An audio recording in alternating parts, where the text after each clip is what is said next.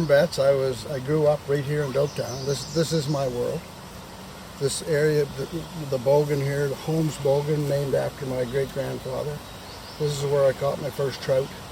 Out there is where I learned to swim, and so this is my world right here on the Miramichi. I've done some other things. I had a wonderful career at the University of New Brunswick. In a weaker moment, I ran for politics for a little while, but I always came back to the river. It was always my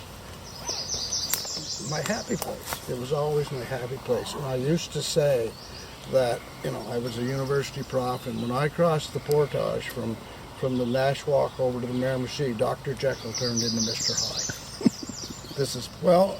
My grandfather, Charlie Betts, was a very well-respected and famous guide.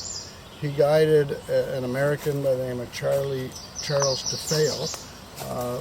Those who follow art might know him as a great wildlife artist, and you'll see his pictures in the Salmon Museum here and so on. And he guided my grandfather. My grandmother loved him, called him Charlie DeFeo.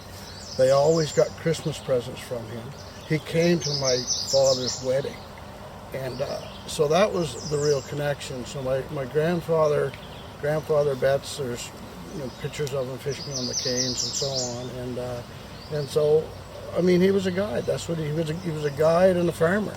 That's what he did, and so that passed on down through my father to me. I have memories of my father and I on a Sunday morning driving back to Dungarvan and walking up the Renews and catching fish at the Falls and the Narrows.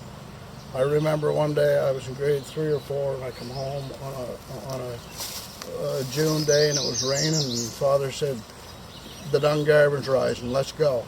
We left after school. We came back with 4 salmon. I was completely exhausted from netting fish.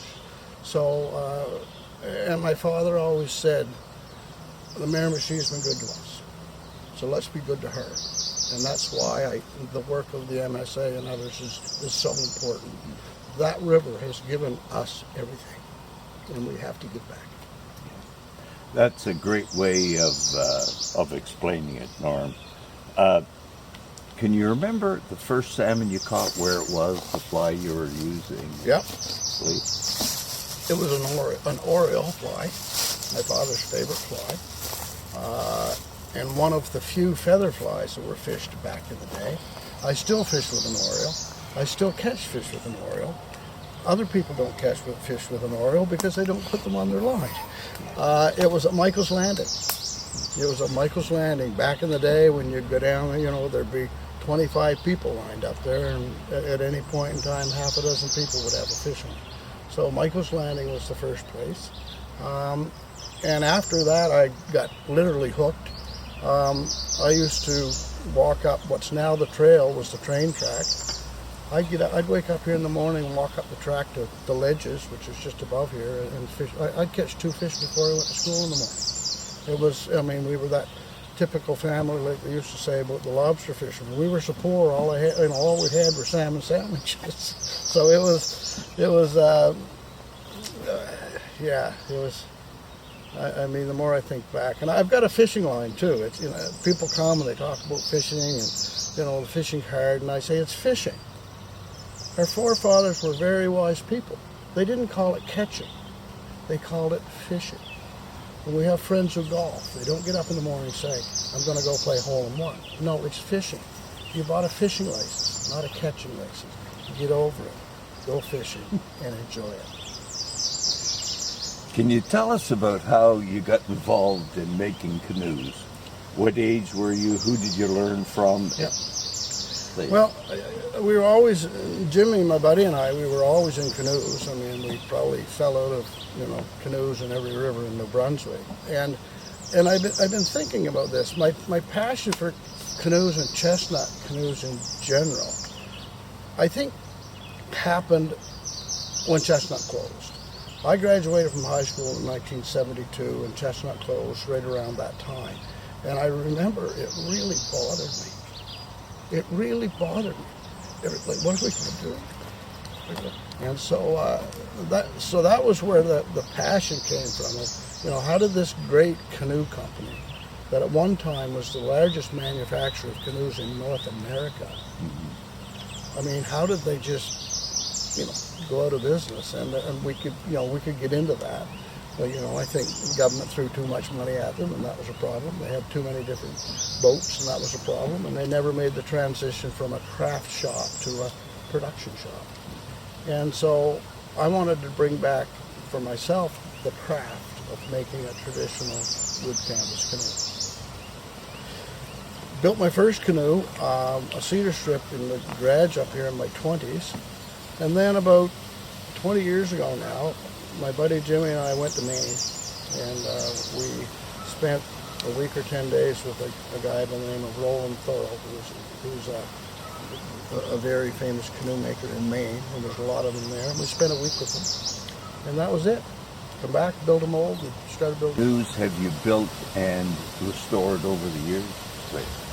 Well, we used to build the 26-foot, what we know as fishing canoes, but we don't build those anymore.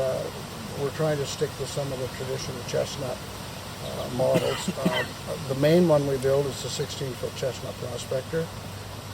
Bill Mason, the great Canadian naturalist and canoeist, said many times, it's been quoted many times, Bill Miller said that the 16-foot chestnut prospector was the best all-round canoe ever designed.